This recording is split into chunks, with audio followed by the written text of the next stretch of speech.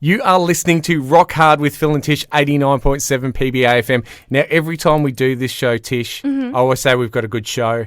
Most of the time I'm lying. Tonight... You're not lying. We do all right. I lie. But tonight I'm not going to lie because we've actually got an amazing show. We actually do. Even if we're terrible, it's still going to be great because we're speaking with Zach Wilde, Black Label Society, Ozzy Osbourne, Pride and Glory. He's the man. We're chatting to him. Best friends. That's what we are. And guess who else we're chatting with? John Bon Jovi? No. Even better. Even better? Oh, well, then it must be Stevie from Wicked Smile. How are you, Stevie? Very good, thank you. What an intro. It's all downhill from there with me. Zach Wilde, Bon Jovi. Mate, you rock a lot more than what John Bon Jovi does. So, oh, yeah. So don't you worry about that. How's it going? Yeah, very good, thank you. Very, very good. Considering all that's happening with, in the world and stuff, very good, thank you. Cheers. Now, we would normally ask at this point, how's the reception for the album going? But we've seen the reception for the album. It looks like everyone's loving it as much, if not more than what we are. I'm going to admit something to you, Stevie. Yep. Tish wanted to put your album number one on our 20 albums of the year, and I put Jason Bieler from Saigon Kick. I had to put him number one, but it was I was chopping and changing to Tish's absolute disgust. But cracking album, you must be so amazed at the reception that it's been getting. Absolutely, and thank you so much, Tish, and thank you so much, Phil. It's all good. The reception has been amazing. It really has, and particularly because I think we're the underdog because we're the little band from Australia, Melbourne, Australia, and we're playing an 80s influence style sound, very Skid Row, influence, Iron Maiden, Dio and stuff influence. So, and we're an independent band. We're not on a major or semi-major. So I think it surprised a lot of people, and we're, as a band, just absolutely amazed with the response. So many album of the year, top 10s, top 20 albums of the year, sometimes album of the year, top 3 albums, and that's just, I got to pinch myself. In the whole world, people are saying that they love Wicked Small Wait for the Night as one of their favourite albums, and for me, it's just a dream come true because, that's why we do this. Obviously, it's for selfish reasons as well because we love playing the style of music and we love music, but to have people vote your album as one of their favourite albums of the year is just amazing. So it's been really, really cool. And I'd like to say that we've got so many people, particularly in Australia, who've been part of the journey, and worldwide very much because we're very, we're very hands-on on social media, and we love, sharing the experience on our fan forum and our Wicked Smile fan page on Facebook and Instagram and stuff. But people have been people have seen from the very first time that Danny and I put We Fall out as a sampler on YouTube, the response was amazing. And from there, it's just been growing and growing from the EP, the Delirium EP, and right through releasing a couple of singles here and there till September, October, where we released the full-length album. And, yeah, just the response has been amazing. So with it being how hectic it has been with all the COVID stuff, especially over in Melbourne, did you guys have some hesitancy in releasing an album without the prospect of, at the time, gigs and, quote-unquote life getting back to normal? Great question. I've seen a lot of bands discuss this on the internet, and a lot of bands have put it off. But for us, because I think the band came about very much throughout the COVID crisis, if you want to call it that. So I think people, have taken a risk on us being a new band, and they've sort of been part of the journey. So that was really not something that we wanted to do. We wanted to just keep doing what we were doing because the buzz had been so good. And and that goes for live shows as well. I think we played 5 or 6 sold out shows, smaller audiences, of course. We were dealing with like 150 people, but sold out shows throughout the year when most bands either scrapped their plans of touring And same thing with recording or releasing albums. So we just thought, you know what, wherever there's a way, we're going to try and make it work. And we did. I really am proud of the band, and I think all of the guys did fantastic. And I think that's a reason why that people have really latched on to Wicked Smile. And, we've tried to include people on the journey for sure. Look, as soon as you sent I reckon we spoke to you, it was probably about a year and a half ago now. It was a while back, which is obviously your favourite interview that you've ever done, Stevie, until tonight. There's nothing wrong with saying that, absolutely. But as soon as that was sent through to us, it absolutely took us straight away. It was one of those instant things, and it's an amazing album. And I'd like to go back now and actually say it was me that was trying to put the album number one, and Tish was saying Jason Bieler. No. Hey, I love Jason Bieler as well. I'm a huge Saigon Kick fan, and particularly the first couple of albums. Yeah, they're just amazing. And look, that guy's an absolute legend. And in a small kind of way, some people have actually made the connection of Love Is on the Way. Is that the single from the second album, The Lizard? Yeah, the big one. Yeah, and kind of had a connection with our single, Don't Wait For Me. So, and I do see the connection there. Absolutely. So, look, and that's the thing. We very much wear our influences on our sleeve, and whether you speak to our drummer Jace, who'll, his favourite bands are Rush and Whitesnake, and our bass player Iron Maiden and Faith No More, and Danny Sabotage, and Dave and Rat, and myself, Dokken and Skid Row. So I think for us, it's been that combination of really enjoying playing this style of music, because I've been in a couple of bands, and for me it was just one of those things where I thought, you know what, I'm going to try and get back to writing a style of music that got me into music. And when I was in high school, I remember getting You've Gone Wild, and I know Tish is a huge fan with the tattoo and stuff. Or maybe I shouldn't say, but a certain band's coming out towards the end of the year, right? That's okay. We may have heard rumours. We won't mention the name, but which is exciting in itself. So for me, and I'm a big kid. I mean, we spoke about this off air.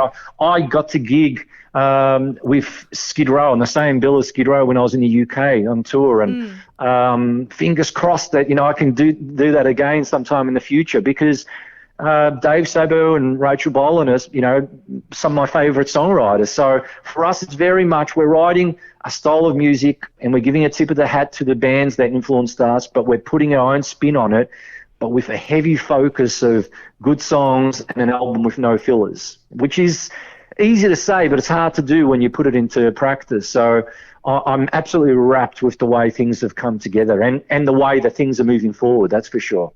No, definitely. So, of course, Danny from Silverback is, massive with Skids and is definitely bringing them back out.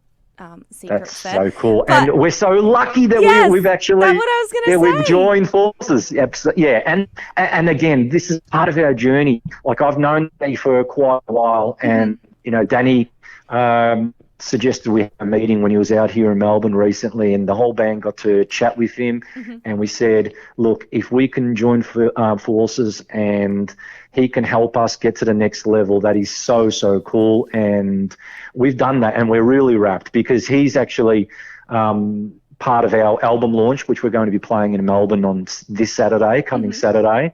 So it's Silverback Presents, and we're really excited about that and for the future to come, because hopefully we can get onto some supports and get to a bigger audience, because that's really hopefully the next big step for us.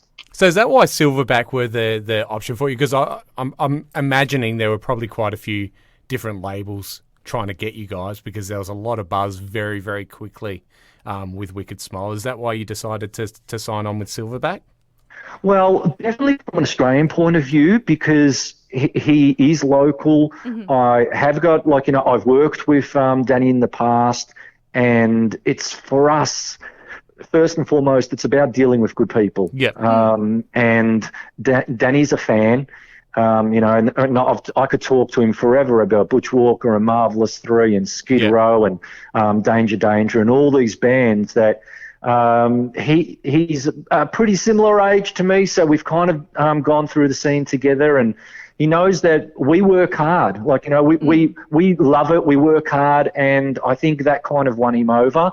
And particularly if he's bringing out some bands that where we suit, I think it's a win for us, and it's a win for him because he knows that we're going to be putting in the effort, and we're developing our own crowd. Like I said, we sold out 5 or 6 shows last year in a time really that shouldn't be happening, with COVID rules.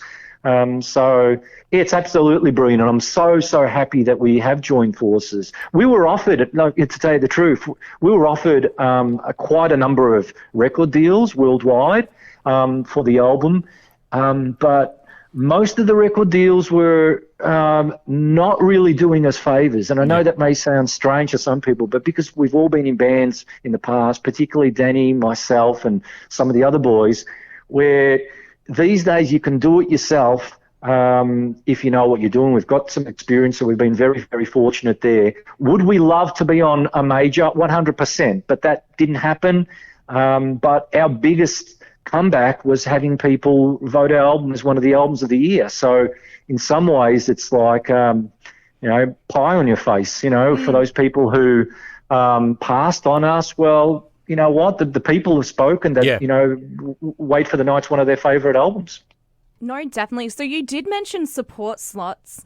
Would you bring your darling daughter Cassidy along as a support for Wicked Smile when you do finally make it over here to Adelaide? Or would Wicked Smile be supporting Cassidy Paris? Because she's right. rocking pretty it could hard. Be vice versa, right? You got to play the dad card.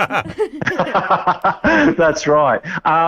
Well, look, it works hand in hand, and Cassidy's I'm very much a huge believer in Cassidy, and she's at that stage where I think any time she's just it's going to bang and it's going to really take off. So like Phil said, it could be vice versa, but we're booked in to play a number of shows in the United Kingdom together. Wow. So Wicked Smile, Cassidy Paris, and there's going to be some extra some festival dates and some extra bands on the bill as well. So I think there's something like about 14 or 15 dates in the UK, right round, London, Manchester, Scotland, so all over the place. So we're very, very excited about that. And currently we're her backing band until she finds out that we're old and not very cool.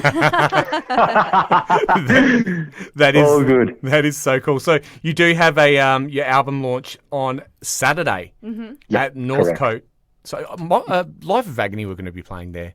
One of our. That's right, exactly. And I love Life of Agony myself, and that's a real bummer. But Danny, he doesn't give up very easily. So that doesn't mean that won't happen in the future. Yeah, fingers crossed. So how good does it feel to be getting out there and doing shows? What is it like in Melbourne at the moment? Can people get up and sing and dance and rock out, or is it sort of a sit-down thing? It's been a rocky ride. Yeah, it's been a rocky ride up and down for a good year and a half, like most of the world. But I know Melbourne's been hit, probably in Australia the worst. So we've tried to do our best. We're very fortunate that we spoke with the Northcote Social Club just a couple of days ago, and they're allowing our gig to go ahead because some venues are saying no with restrictions being imposed and a little bit more strict. So we are just so over the moon that they've got good belief in it. I know it's selling well. That's a huge. I think it's 75% sold out already.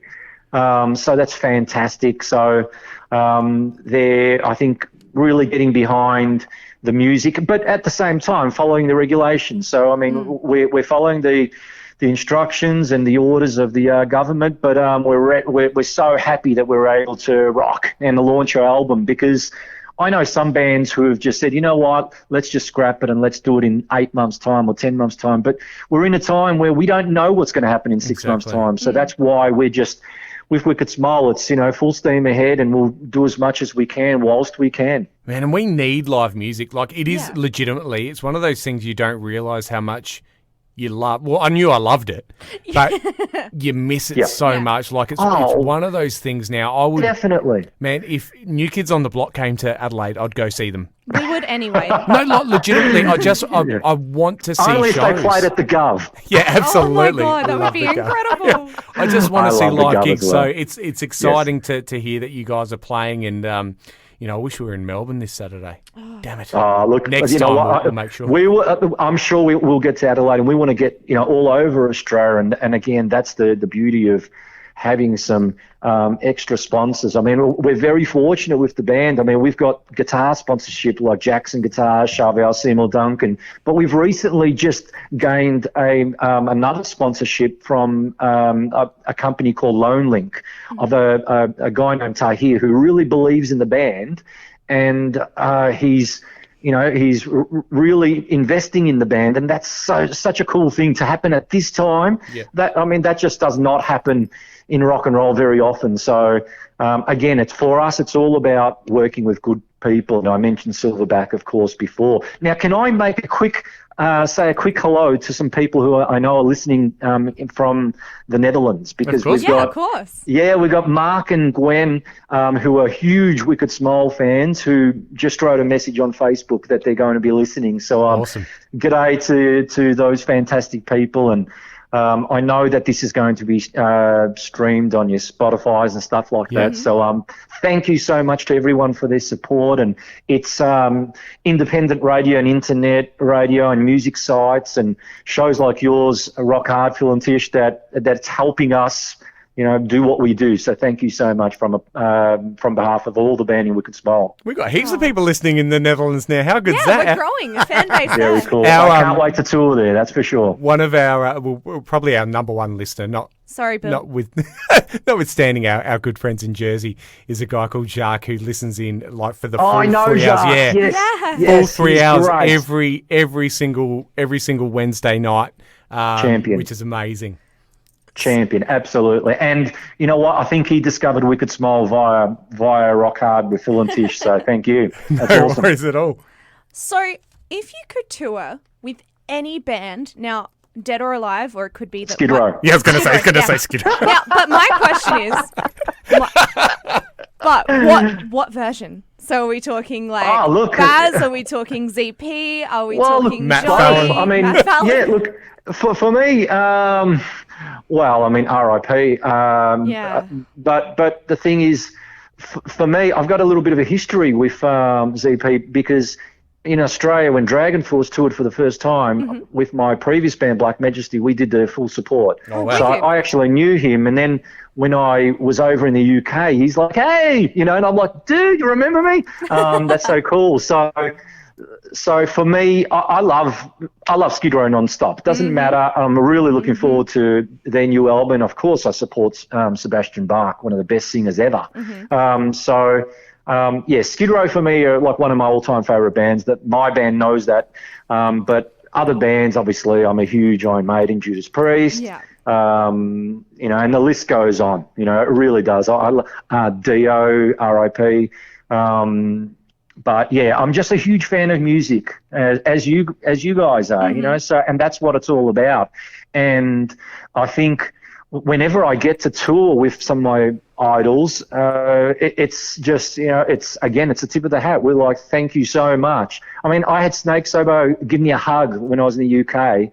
You should see Tish's face right now. She's like, they're my band, dude. Like, I love them. I know. Exactly. No, I know you're a huge fan. Exactly. So, but I told him, I said, man, you and Scotty Hill are the reason why I picked up the guitar, and I play in a band with my bass player who I went to high school with. So he backs up exactly what I'm talking about. So, it's just one of those things for us where we're apt to be part of, any good rock bill, so, and I was chatting with some friends about this before that we've got Envenomed on board who were part of the album launch this Saturday.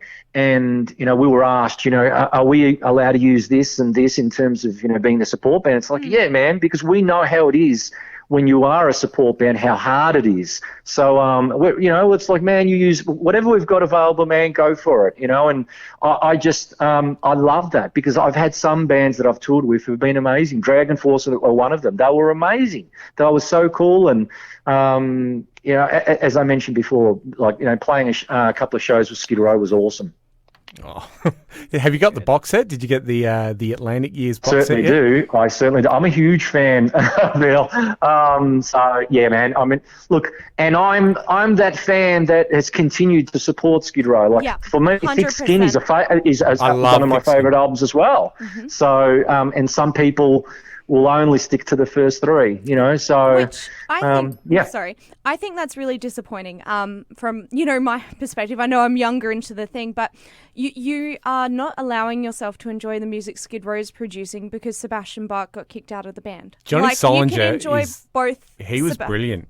He was brilliant. Yeah. Well, this is the thing, R.I.P. to Mr. Johnny Solinger. He was brilliant, but... For me, I've seen ZP. I think he does a great job, and I think he's going to surprise a lot of people. And as I mentioned before, Sebastian Bach, I mean, what do you say? He's one of the best voices in heavy rock metal ever. So, yeah. It was funny, one of our, when Tish first started on the show, she saw that I had Revolutions Per Minute on CD. Yep. It was the one that was missing that she was missing, so I was drunk, and I'm like, oh, you can have it. But then we got together, so now she lives with me, so I got it back. And you've got 87 copies. I actually have I have a T-shirt with that album, and I will send you a photo actually just after this interview. So nice. It's a very rare thing. But yeah, like I mentioned before, the band is still the band. Yes, it's a little bit different slant, different drummer, different singer. But in terms of the writing, that you've still got. You got Snake and Rachel Bolan, who are writing the majority of the material, and that hasn't changed. And in terms of Sebastian Bach, him being solo, he does a great job. And I've watched a lot of his concerts. He's still got it. There's no doubt about that. I know some people say he doesn't. It's like, well, you know what? Really? I don't know. Well, we're going to be speaking to a former Skid Row drummer very soon. Oh yes, we not Robert Fuso. I know. Ooh, someone who might have been in another band that we discussed earlier. Okie dokie. As well. There you go. Vinyl release, is there going to be one? Well, we definitely want to. It just comes down to money right now. So we've had a lot of people inquire about it, but because we've got more things happening, like we've got another single that's going to be coming out in March from the album. So we're still plugging the album, of course. We're writing new material. But further down the track, I would definitely like to think so, that's for sure. And our plan is to have it on green vinyl and, the wicked colour that is. No, definitely. So where can everyone find Wicked Smile, and where can they get their hands on the amazing album that... not to be too up ourselves, but has our names in it. How cool is that? Thank you. That's right. Well, again, it's all about respecting the people who've helped us, and you're believers and you help, music in general by doing what you do. So for us, it's available, obviously, if you're in the UK, it's available on Cargo Records. It's in Japan via Biki Music, and that's distribution. And you can get it direct via the band. If you go on any of our socials, you can't miss it. If you just do scroll down, or on our YouTube page, there is a link there. So, and it's direct to the band. So, yeah, we've got a bunch of merchandise and stuff there, and we're doing our best. That's for sure. No, you're absolutely killing it. We love it. If you're in Melbourne and you miss this show on Saturday, I kind of want to punch you in the throat, because I would love... that's a bit violent. No. But, I so wish we were there to check you guys out. So, at the Northcote Social Club, 15th of January, where can they get tickets? Well, they can get it via silverback.com. Awesome. Make sure you get onto that. Thank you so much for joining us tonight, Stevie. We hope to have a chat with you again, and fingers crossed we'll be seeing you live very, very soon. We really appreciate you coming on the show. Thanks so much, guys. You rock. We're going to play the new single, Don't Wait For Me. You're listening to Rock Hard with Phil and Tish, 89.7 PBA FM.